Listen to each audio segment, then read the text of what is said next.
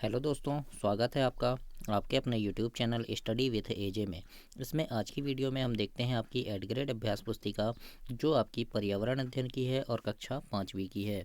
और इसमें दोस्तों मैं आपका यानी 11 से लेकर के पूरा आपका 15 पार्ट तक का कंप्लीट करवा रहा हूँ एक ही वीडियो में। 11, 12, 13, 14, 15 यानी 5 पार्ट तक के कंप्लीट पूरे आपके एक ही वीडियो में हो जाएंगे। तो इन सारी वीडियोस को आप देखिए अच्छे से और लाइक ज़रूर करना, सब्सक्राइब ज़रूर करना चैनल को, क्योंकि इतनी मेहनत से मैं आपके लिए वीडियोस लेकर के आ रहा हूँ। तो लाइक और सब्सक्राइब ज़रूर कीजिएगा।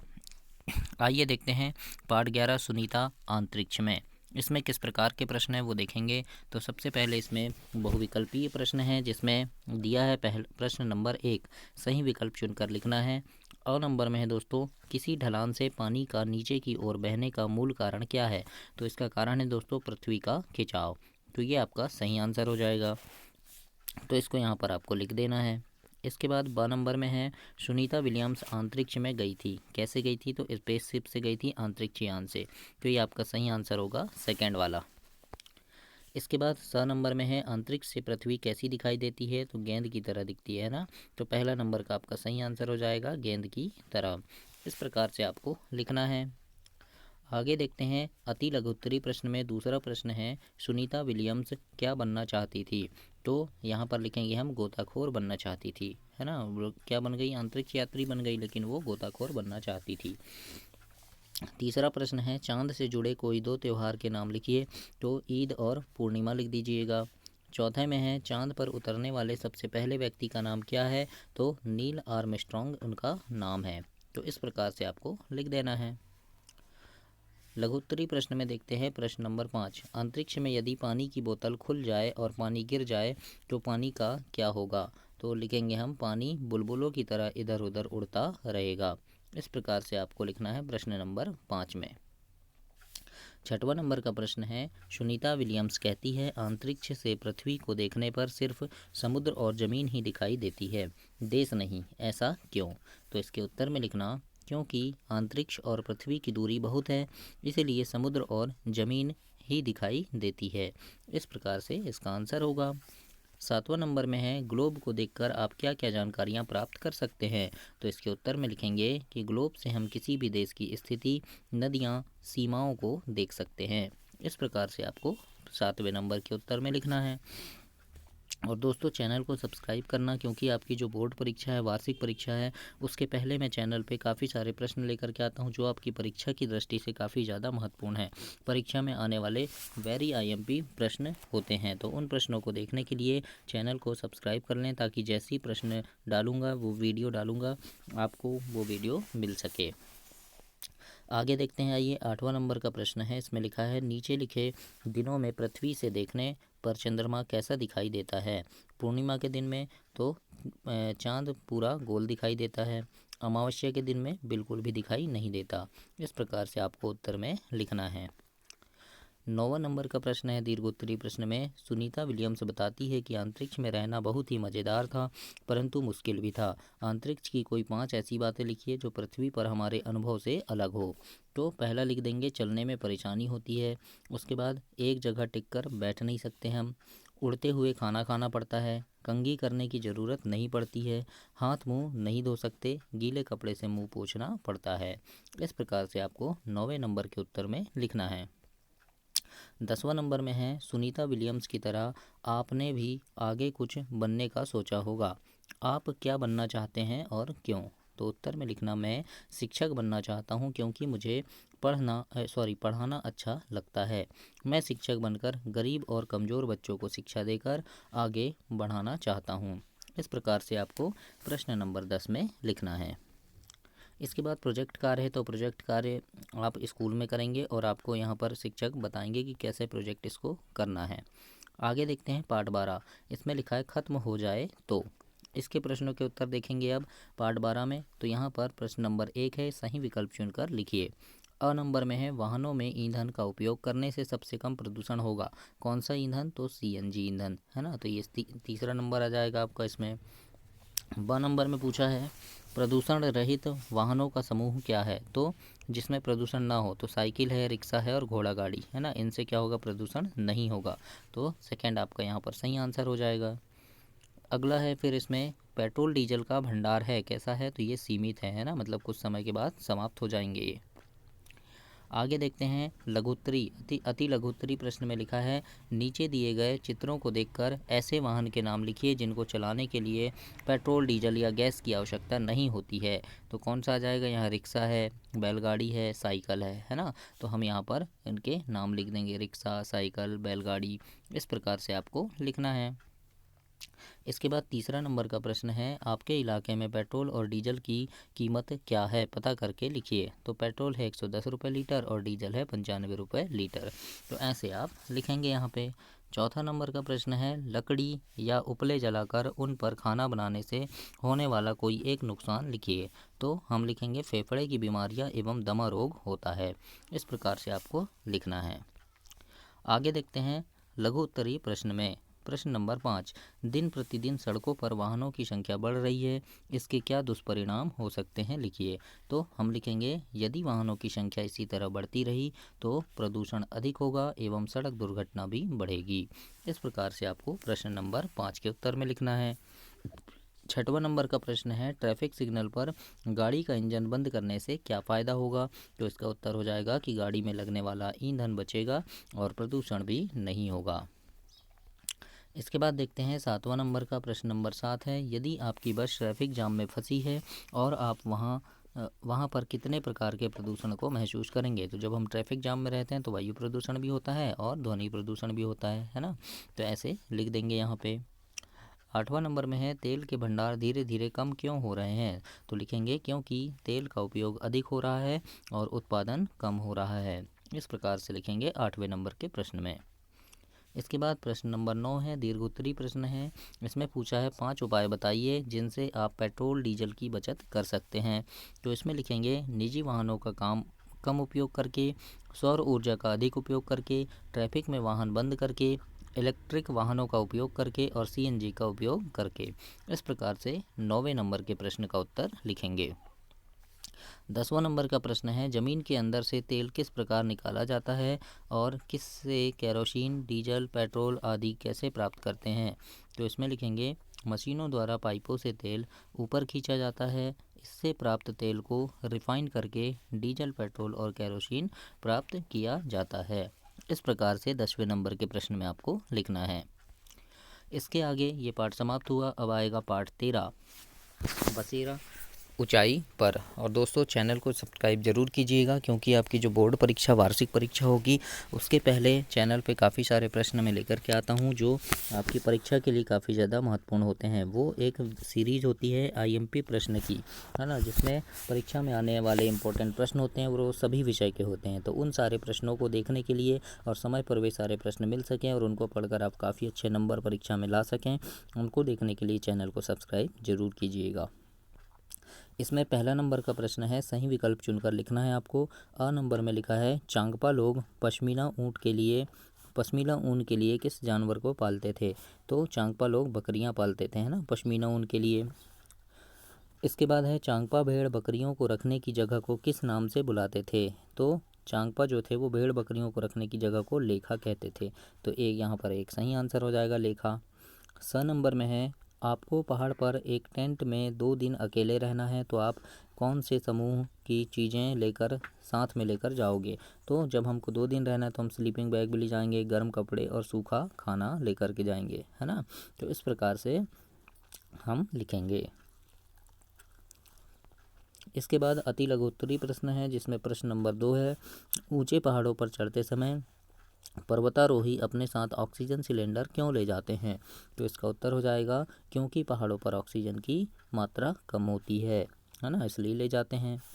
तीसरा नंबर का प्रश्न है लेह कैसा इलाका है। तो लिखना सूखा, समतल और ठंडा इलाका है। चौथा नंबर है चांगपा लोग एक जगह पर नहीं रहते, इन लोगों को क्या कहते हैं। तो इन्हें घुमंतू कहते हैं। लघु उत्तरीय प्रश्न में 5वां नंबर का प्रश्न है पहाड़ी व ठंडे क्षेत्रों में बने घरों की क्या विशेषताएं होती है। तो लिखेंगे हम कि इन घरों की दीवारें मोटी होती है और घरों की छत ढलवा होती है। इस प्रकार से आपको लिखना है 5वें का उत्तर। 6वां नंबर का प्रश्न है, पहाड़ी व ठंडे क्षेत्र में रहने वाले जानवरों के शरीर पर घने व लंबे बाल क्यों होते हैं? तो उत्तर में लिखेंगे, ठंड से बचने के लिए पहाड़ी क्षेत्रों के जानवरों के शरीर पर घने और लंबे बाल होते हैं। 7वां नंबर का प्रश्न है दोस्तों, तासी के इलाके के लोग सर्दियों में घर की किस मंजिल पर रहते थे और क्यों? तो उत्तर में लिखेंगे, सबसे नीचे की मंजिल पर रहते थे, क्योंकि खिड़की ना होने की वजह से नीचे गर्म लगता था। इस प्रकार से आपको 7वें में लिखेंगे। 8वां नंबर है कि पश्मीना शॉल की 2 विशेषताएं लिखिए। तो हम लिख देंगे, पश्मीना शॉल में 6 स्वेटर के बराबर गर्मी होती है और शॉल ज़्यादा मोटी नहीं रहती है।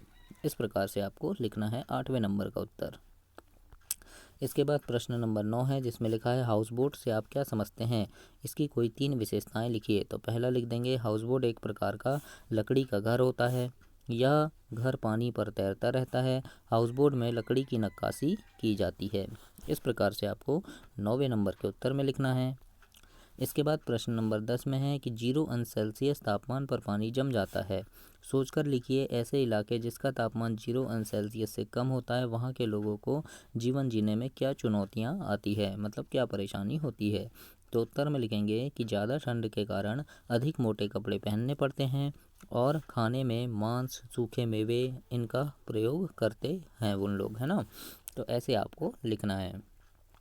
इसके बाद जो प्रोजेक्ट है कि घर पर हमारी प्रमुख जो आवश्यकता है ना, उसको लिखना है। गांव के घर कैसे होते हैं? तो जैसे घर का प्रकार, जैसे कच्चा घर है तो कहाँ होता है? तो गांव में होता है। बनाने में क्या क्या उपयोग होता है? तो लकड़ी, घास और मिट्टी। और क्या विशेषता है कि ये ठंडे होते हैं और सस्ते होते हैं ना, ज़्यादा महंगे नहीं होते। तो इस प्रकार से आपको लिखना है। पक्का घर शहरों में, बहुमंजिला इमारतें बड़े शहरों में, तंबू टेंट पहाड़ों पर, हाउस बोट पानी में, है ना। तो इस प्रकार से आप इसको हल करेंगे प्रोजेक्ट को। इसके आगे हम देखते हैं पाठ 14, जब धरती कांपी। इसका अध्ययन करेंगे, इसके बारे में लिखेंगे।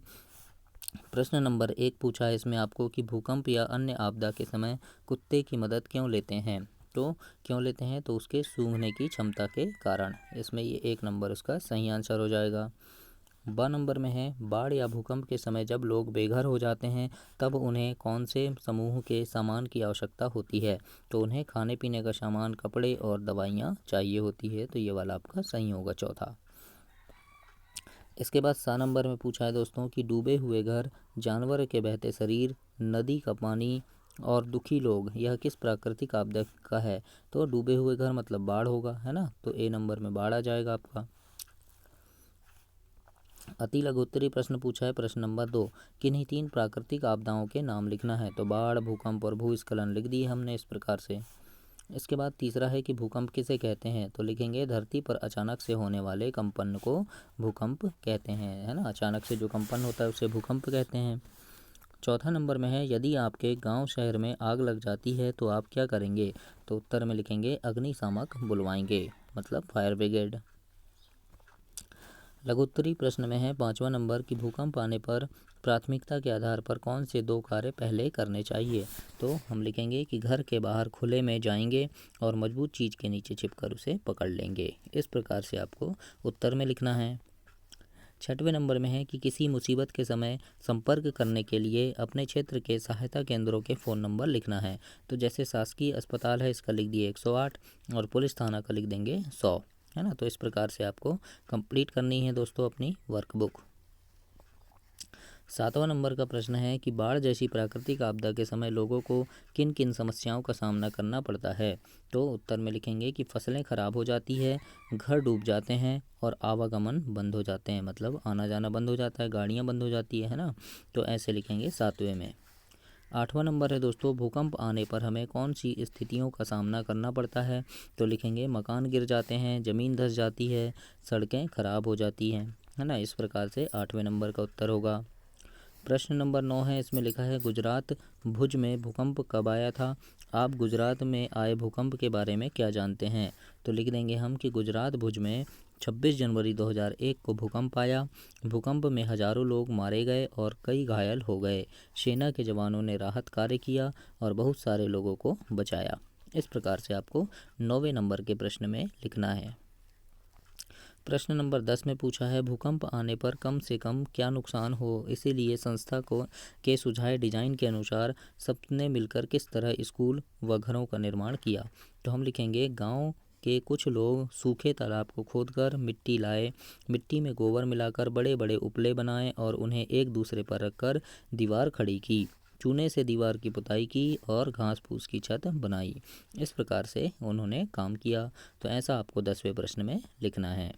इसके बाद आ जाएगा आपका पाठ 15, उसी से ठंडा उसी से गर्म। दोस्तों चैनल को सब्सक्राइब जरूर करना, वीडियो को लाइक कर देना और अपने दोस्तों तक भी शेयर करना। और चैनल सब्सक्राइब करने से ये होगा कि आपकी जो वार्षिक परीक्षा है, अभी बोर्ड परीक्षा होगी, उसके पहले मैं चैनल पे अभ्यास प्रश्नों की सीरीज़ लेकर के आता हूँ, जिसमें सभी विषय के आपके गणित, पर्यावरण, अंग्रेजी, हिंदी, इन सभी विषय के इंपॉर्टेंट प्रश्न होते हैं जो परीक्षा में आने वाले होते हैं। तो उन प्रश्नों की सीरीज़, उन प्रश्नों को देखने के लिए चैनल को सब्सक्राइब कीजिएगा, ताकि समय पर वो प्रश्न मिल सके और उन्हें पढ़कर आप काफ़ी अच्छे नंबरों से पास हो सकें। आइए देखते हैं पाठ 15 के प्रश्न उत्तर। इसमें जैसे सबसे पहला प्रश्न आपसे पूछा है कि बाहर का तापमान ठंडा होने पर मुंह से निकलने वाली हवा कैसी होगी। तो कैसी होगी, तो बाहर के तापमान से गर्म होगी। तो यहाँ सेकंड वाला सही आंसर हो जाएगा आपका। इसके बाद पूछा है जल वाष्प पानी की बूंदों में बदल जाएगी कब। तो ठंडी जगह मिलने पर पानी की बूंदों में बदल जाती है। तो चौथा सही आंसर हो जाएगा इसमें आपका। इसके बाद स नंबर में लिखा है कि घरों में वेंटिलेटर ऊपर लगाए जाते हैं, क्यों। तो क्यों लगाए जाते हैं, तो गर्म हवा को बाहर निकालने के लिए लगाए जाते हैं, है ना। तो इस प्रकार से तीसरा इसमें सही आंसर हो जाएगा। तो ऐसे आपको लिखना है। इसके बाद है अति लघुत्तरी प्रश्न, दूसरा नंबर का प्रश्न है। इसमें पूछा है एक उबलते गर्म आलू को ठंडे पानी से भरे गिलास में डालेंगे तो पानी और आलू के तापमान में क्या अंतर आएगा। तो पानी का तापमान बढ़ेगा और आलू का तापमान कम हो जाएगा, है ना। तो ऐसे लिखेंगे उत्तर में। इसके बाद तीसरा है डॉक्टर किस यंत्र के द्वारा हमारी धड़कन को मापते हैं। क्या हम भी किसी और माध्यम से हमारी धड़कन को सुन सकते हैं। तो हम यहाँ इसका उत्तर लिखेंगे स्टेथोस्कोप द्वारा। इस प्रकार से आपको लिखना है। चौथा नंबर में है ऐसे दो वाद्य यंत्र के नाम लिखिए जिन्हें फूंक मारकर बजाया जाता है। तो बांसुरी और बीन ऐसे दो वाद्य यंत्र हो जाएंगे। लघुत्तरी प्रश्न में पांचवा प्रश्न है एक सामान्य व्यक्ति 1 मिनट में कितनी बार सांस लेता है। बैठे बैठे और कूदने के बाद सांस लेने में क्या अंतर है। तो लिखना सामान्य व्यक्ति 1 मिनट में 16 से 20 बार सांस लेता है और बैठे बैठे सांस लेने में सामान्य गति होती है और कूदने पर तेज गति होती है। इस प्रकार से आपको 5वें नंबर के उत्तर में लिखना है। छठवां नंबर का प्रश्न है लकड़हारा बार बार अपने हाथों में फूंक मार रहा था, क्यों। तो हम लिखेंगे लकड़हारा अपने हाथों को गर्म करने के लिए बार बार फूंक मार रहा था। सातवां नंबर का प्रश्न है हवा का बहाव ठंडा होने और गर्म होने पर किस ओर होता है। तो हम लिखेंगे ठंडा होने पर ऊपर से नीचे और गर्म होने पर नीचे से ऊपर होता है। प्रश्न नंबर 8 में है कि ठंड के दिनों में जब आप शीशे पर फूंक मारते हैं तो वह धुंधला हो जाता है, क्यों। तो इसके उत्तर में लिखना क्योंकि शीशा ठंडा होता है और हमारे अंदर से निकली वायु गर्म, इसीलिए वाष्प की बूंदें जैसी बन जाती है। इस प्रकार से आपको 8वें नंबर के उत्तर में लिखना है। इसके बाद प्रश्न नंबर 9 है। इसमें दीर्घ उत्तरी प्रश्न में पूछा है फूंक मारकर आप कौन कौन से काम कर सकते हैं, कोई 5 काम बताइए। तो पहला लिख देंगे चक्री घुमा सकते हैं, दूसरा है गर्म चाय ठंडा कर सकते हैं, उसके बाद हाथों को ठंडा या गर्म भी कर सकते हैं, सीटी बजा सकते हैं और बांसुरी भी बजा सकते हैं। तो इस प्रकार से आपको प्रश्न नंबर 9 को लिखना है। 10वें नंबर में दिया है कि दिए गए चित्र को देखकर आपने क्या समझा, ऐसा क्यों हुआ होगा। तो इसमें लड़की देखो फूंक मार रही है हाथों में और ये चाय को ठंडा कर रही है। तो अब हम यहाँ लिख देंगे कि चित्र में पहली लड़की अपने हाथों को गर्म कर रही है और दूसरी लड़की चाय को ठंडा कर रही है। ऐसा इसलिए हो रहा है क्योंकि फूंक मारकर हम किसी भी गर्म वस्तु को ठंडा या ठंडी वस्तु को गर्म कर सकते हैं। इस प्रकार से आपको लिखना है। इसके बाद जो प्रोजेक्ट दिया है इसको आपको स्कूल में करवाया जाएगा। जब प्रोजेक्ट कार्य होगा आपका प्रैक्टिकल होगा उस समय करवाएंगे। तो दोस्तों इस प्रकार से आपको इसे कंप्लीट करना है और ऐसे लिखना है। तो ये आपका 15 पार्ट तक समाप्त हुआ। अगली वीडियो में अगले 5 पार्ट फिर एक वीडियो में देखेंगे। ऐसे 5-5 पार्ट करके अनेक वीडियो में लेकर के आऊँगा, क्योंकि एक ही वीडियो में पूरा पुस्तक हो जाता तो वीडियो काफ़ी लंबी हो जाती है ना, इसलिए कम करके 5-5 पार्ट की वीडियो बनाया हूँ। दोस्तों चैनल को सब्सक्राइब करना, वीडियो को लाइक ज़रूर कीजिएगा। धन्यवाद।